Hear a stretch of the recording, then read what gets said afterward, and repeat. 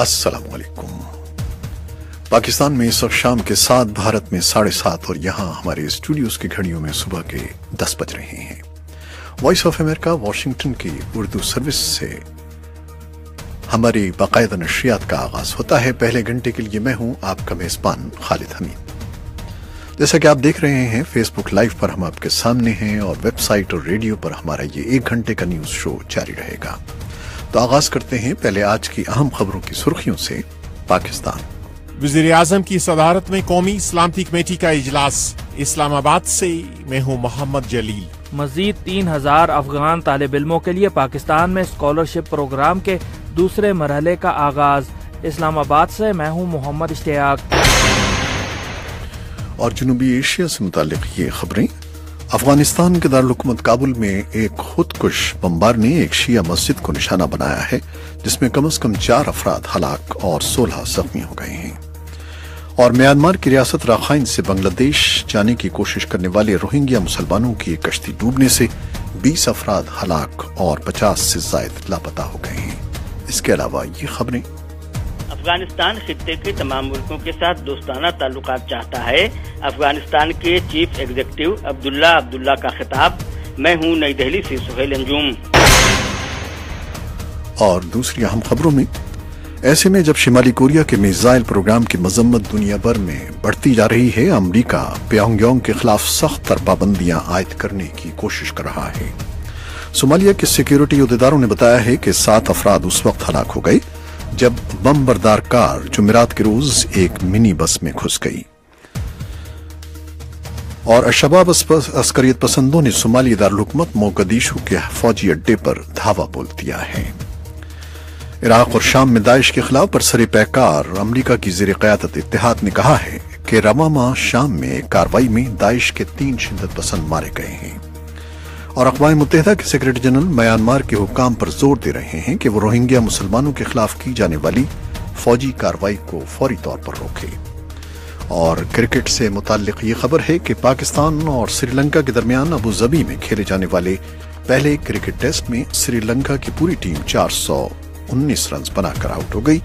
जवाब में पाकिस्तान ने आखिरी खबरें आने तक 50 रन बनाए थे और उसका कोई खिलाड़ी आउट नहीं हुआ था।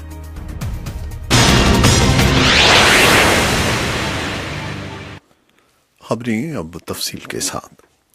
पाकिस्तान के आला तालीमी कमीशन ने ऐलान किया है कि वो मजीद 3000 अफगानी तलबा को पाकिस्तानी यूनिवर्सिटियों में आला तालीम के हुसूल के लिए वज़ाइफ जारी कर रहा है। इस्लामाबाद से मोहम्मद इश्तियाक की रिपोर्ट। पाकिस्तान की तरफ से अफगान तालिब इल्मों को आला तालीम के लिए दिए जाने वाले वज़ाइफ या स्कॉलरशिप प्रोग्राम के दूसरे मरहले का आगाज हो गया है, जिसके तहत 3000 तालिब इल्मों को स्कॉलरशिप दी जाएगी। इससे कबल पहले मरहले में भी 3000 अफगान तालिब इल्मों ने पाकिस्तान में इसी प्रोग्राम के तहत अपनी तालीम मुकम्मल की। अफगान तालिब इल्मों को स्कॉलरशिप देने के दूसरे मरहले से मुतल्लिक मुनक्किदा तकरीब में पाकिस्तान में तैनात अफगानिस्तान के सफ़ीर हजरत उमर ज़खिलवाल ने भी शिरकत की। पाकिस्तान में हायर एजुकेशन कमीशन के चेयरमैन डॉक्टर मुख्तार ने वॉइस ऑफ अमेरिका से गुफ्तगू में कहा कि ये 5 साल का मंसूबा है। तकरीबन 5 साल का प्रोजेक्ट है। Basically 600 average per year scholarship दिए जाएंगे, लेकिन अगर अच्छे कैंडिडेट आते हैं, अगर अफगान गवर्नमेंट कहेगी तो हम ज्यादा भी कर सकते हैं। इसमें इस दफा पहले जो प्रोजेक्ट था उसमें ज्यादातर अंडर ग्रेजुएट लोग, लेकिन इस दफा अफगान गवर्नमेंट ने भी, उनके मिनिस्ट्री ने रिक्वेस्ट की थी कि हम कुछ स्कॉलरशिप पोस्ट ग्रेजुएट भी डालें, मास्टर और एमफिल और पीएचडी के भी। तो इसमें इस दफा हमने माशाल्लाह 600 के करीब स्कॉलरशिप वो रखे हैं जो पोस्ट ग्रेजुएट होंगे और बाकी 2400 अंडर ग्रेजुएट होंगे। उनका कहना था कि पाकिस्तान से तालीम हासिल करने वाले अफगान अपने मुल्क में कई अहम ओहदों पर फाइज हैं।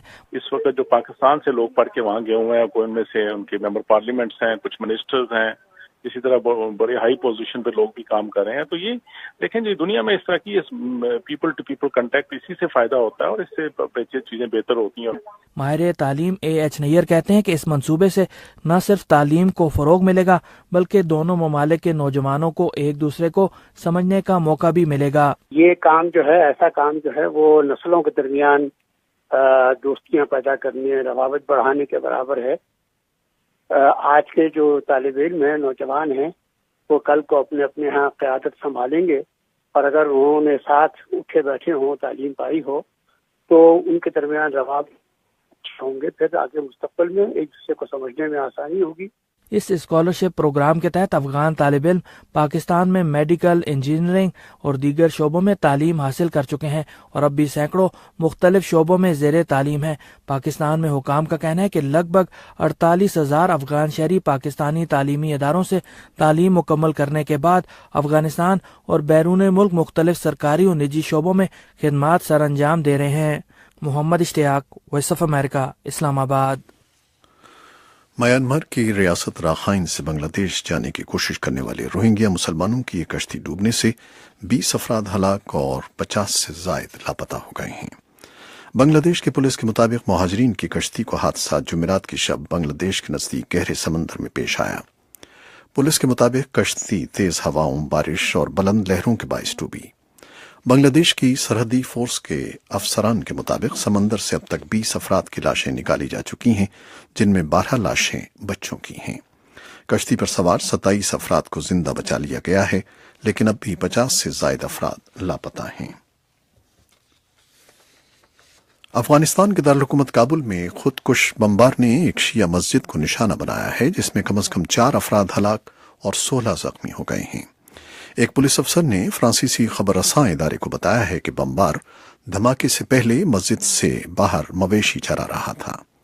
پولیس نے بتایا ہے کہ کابل میں حسینیہ مسجد میں یہ حملہ جمعے کی نماز کے بعد ہوا، جب نماز کے بعد لوگ گھر جا رہے تھے۔ کسی نے فوری طور پر حملے کی ذمہ داری قبول نہیں کی ہے۔ اور افغانستان کے چیف ایگزیکٹو عبداللہ ان دنوں بھارت کے دورے پر ہیں، جہاں انہوں نے بھارتی وزیر اعظم سمیت کئی اعلیٰ حکام سے ملاقات کی ہے۔ نئی دہلی سے سہیل انجم کی رپورٹ۔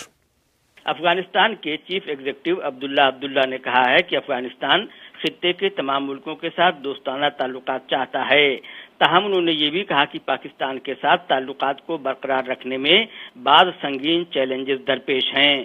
وہ جمعہ کے روز علاقائی امن کے موضوع پر نئی دہلی میں ایک خطبہ پیش کر رہے تھے۔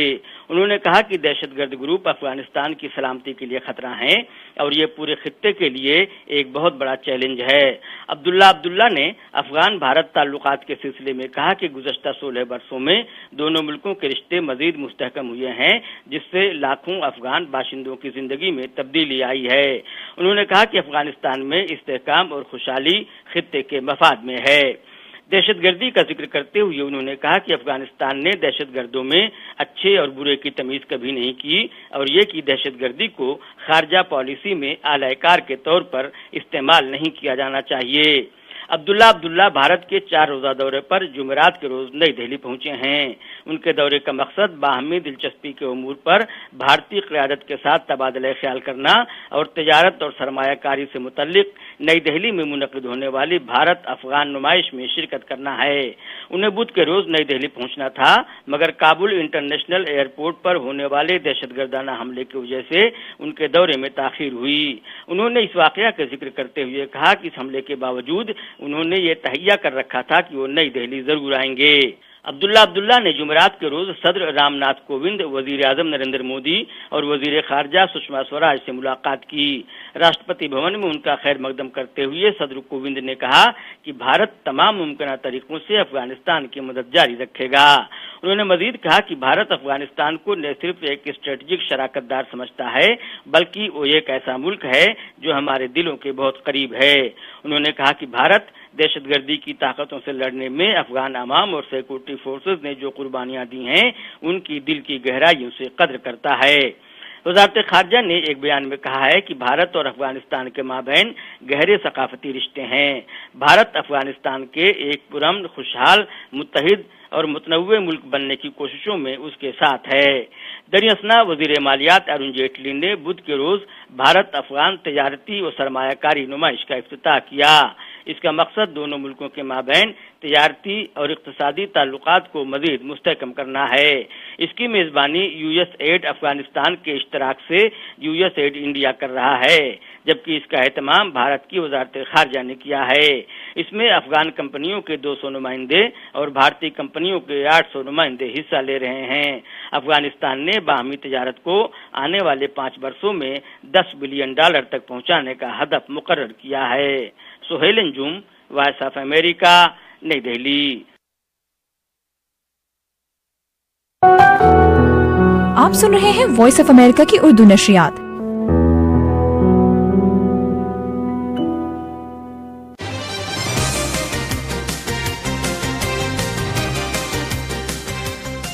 اور بھارت سے یہ خبر ہے کہ بھارت کے شہر ممبئی کے ایک ریلوے اسٹیشن پر بھگدڑ مچنے سے کم از کم 22 افراد ہلاک اور 30 سے زائد زخمی ہو گئے ہیں۔ حادثہ جمعے کو ممبئی کے مرکزی ایلفنسٹن ریلوے اسٹیشن کے پل پر شدید طوفانی بارش کے دوران پیش آیا۔ بھارت کی ریاست مہاراشٹر ممبئی جس کا دارالحکومت ہے، اس کے وزیر صحت دیپک ساونت نے ہلاکتوں کی تصدیق کرتے ہوئے بتایا ہے کہ کئی زخمیوں کی حالت تشویشناک ہے، جس کے باعث ہلاکتوں میں اضافے کا خدشہ ہے۔ اور امریکی عہدیداروں نے کہا ہے کہ پورٹو ریکو میں طوفان مریا کے بعد پورے جزیرے پر آنے والی تباہی کے باعث زیریں ڈھانچے کو جو نقصان پہنچا ہے، اس نے امداد کی تقسیم اور بجلی کی بحالی کا کام بہت مشکل بنا دیا ہے۔ جمعرات کو دوسری مرتبہ ٹرمپ انتظامیہ نے ناقدین کے جواب میں کہا ہے کہ بڑی تعداد میں عملہ، کھانا اور پانی جزیرے پر پہنچ چکا ہے، مگر سڑکیں تباہ ہونے اور ملبے کی موجودگی اس کی تقسیم کی رفتار کم کر رہی ہے۔ وائس آف امریکہ کی اسلاتس کا ہوک کی رپورٹ کی تفصیلات مدثرہ منصر کی زبانی۔ پورٹو ریکو کے بہت سے علاقوں میں رہنے والے امداد کے منتظر ہیں اور ان کے پاس خوراک اور پینے کے پانی کا ذخیرہ ختم ہوتا جا رہا ہے۔ جولیا رویرا پورٹو ریکو کی رہنے والی ہیں، وہ کہتی ہیں We make coffee in the morning, but then during the day, for lack of water, the water we have to go get at the well, we don't have enough water. ہم صبح کے وقت کافی بناتے ہیں، مگر اس کے بعد پانی کی کمی کی وجہ سے ہم پانی کنویں سے لاتے ہیں۔ ہمارے پاس کافی پانی نہیں ہوتا تو ہم دن میں صرف ایک مرتبہ کافی بناتے ہیں، دن میں ایک دفعہ چاول پکاتے ہیں، بس ایسے ہی گزارا کر رہے ہیں۔ لیکن وائٹ ہاؤس نے جمعرات کے روز کہا کہ اشیاء کی کمی ٹرمپ انتظامیہ کی کوشش میں کمی کی وجہ سے نہیں۔ وائٹ ہاؤس کی پریس سیکرٹری سیرا ہکبی کہتی ہیں The island setting presents logistical hurdles that do not exist on the mainland where trucks from around the country can converge on disaster areas. جزیرے کا نظام ساز و سامان کی راہ میں رکاوٹ ہے کیونکہ یہ مرکزی علاقے میں نہیں ہے جہاں ملک بھر سے ٹرک آ کر متاثرہ علاقوں تک پہنچیں۔ حکومت کے 10,000 امدادی کارکن وہاں موجود ہیں، جن میں 7,200 فوجی ہیں جو لوگوں کی ضروریات پوری کرنے کے لیے دن رات کام کر رہے ہیں۔ ناقدین کے دباؤ کے باعث صدر ٹرمپ نے وہ قانون بھی معطل کر دیا جس کے تحت غیر ملکی جہازوں کے امداد جزیرے پر لانے کی ممانعت تھی، لیکن وائٹ ہاؤس کے ایک عہدیدار نے بعد میں نامہ نگاروں کو بتایا کہ اس قانون کو عارضی طور پر معطل کرنا احتیاط کے طور پر تھا، ضرورت کے تحت نہیں۔ ٹام بازرٹ وائٹ ہاؤس میں ہوم لینڈ سیکیورٹی کے مشیر ہیں۔ In this particular case, we had enough capacity of U.S. flag vessels to take more than or to exceed the requirement in need of اس مخصوص معاملے میں ہمارے امریکی جہازوں میں اتنی صلاحیت ہے کہ وہ پورٹو ریکو میں ڈیزل اور دیگر اشیاء ضرورت سے زیادہ مہیا کر سکیں یا اس میں اور توسیع کر سکیں۔ بیشتر امداد جس میں پانی کی بوتلیں، خوراک اور طبی ساز و سامان شامل ہے، پورٹو ریکو کی بندرگاہ پر پھنسا ہوا ہے کیونکہ اس کی تقسیم کے لیے کافی ڈرائیور اور ٹرک نہیں ہیں۔ عہدیدار کہتے ہیں کہ سڑکوں اور زیریں ڈھانچے کو پہنچنے والے نقصان کے باعث آبادیوں تک پہنچنا مشکل ہے۔ Elaine Duke homeland security کی قائم مقام وزیر ہیں، وہ کہتی ہیں Distribution from the island, the central ports, to the endpoints like the hospitals has been a challenge. Having 24 to 48 hours, we will have replenished. We have over 200 gas stations open now. جزیرے سے مرکزی بندرگاہوں سے متعلقہ مقامات تک جیسے کہ ہسپتالوں تک تقسیم کا کام ایک چیلنج رہا ہے۔ 24 سے 48 گھنٹوں میں سامان بھر گیا ہے۔ اب ہم نے 200 پیٹرول پمپ کھول دیے ہیں، چنانچہ جن لوگوں کے پاس جنریٹر ہیں وہ استعمال کر سکتے ہیں۔ ہم ہسپتالوں تک پہنچے ہیں، چنانچہ اب یہ بھرپور طریقے سے جاری ہے۔ وائٹ ہاؤس کا کہنا ہے کہ جزیرے کے 69 ہسپتالوں میں سے 44 نے دوبارہ کام شروع کر دیا ہے۔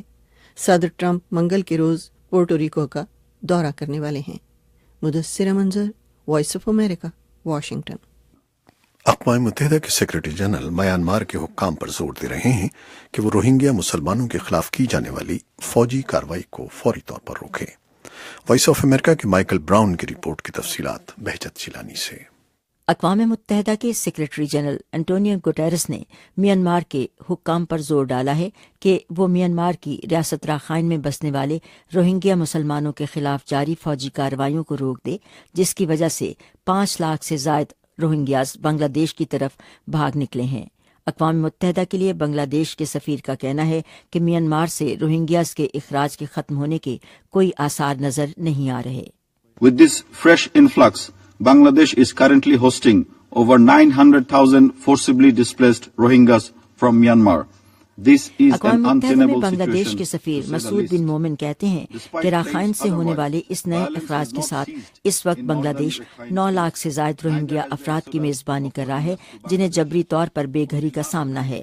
دعووں کے باوجود راخائن ریاست کے شمالی حصے میں تشدد ختم نہیں ہوا اور نہ ہی بنگلہ دیش میں روہنگیا افراد کی آمد کا سلسلہ رکا ہے۔ گزشتہ رات بھی مزید 20,000 افراد بنگلہ دیش میں داخل ہوئے ہیں۔ یہ تھے اقوام متحدہ میں بنگلہ دیش کے سفیر جو تازہ ترین صورتحال کے بارے میں بتا رہے تھے۔ روہنگیاز کے خلاف تشدد میں گزشتہ ماہ بہت اضافہ ہوا، جس سے پہلے روہنگیا عسکریت پسندوں نے میانمار کی سیکیورٹی افواج پر حملے کیے تھے۔ رپورٹوں میں بتایا گیا ہے کہ فوج نے جوابی کارروائی کرتے ہوئے راخائن ریاست میں دیہاتوں کو نظر آتش کر دیا اور شہریوں پر حملے کیے۔ اقوام متحدہ کا خیال ہے کہ روہنگیاز دنیا کی ان اقلیتوں میں شمار ہوتے ہیں جن کو بدترین ظلم اور جبر کا سامنا ہے۔ ان میں سے متعدد افراد کئی نسلوں سے میانمار میں مقیم ہیں، لیکن برما کی حکومت انہیں بنگلہ دیش سے حال ہی میں وہاں آنے والے تارکین وطن قرار دیتی ہے اور انہیں شہریت دینے سے بھی انکار کرتی ہے۔ Bahja Jilani, Urdu VOA، Washington. Website اور ریڈیو پر ابھی ہمارا یہ شو جاری ہے، ہمارے ساتھ رہیے گا، لیکن فیس بک لائیو سے آپ سے اجازت چاہتے ہیں۔ اللہ حافظ۔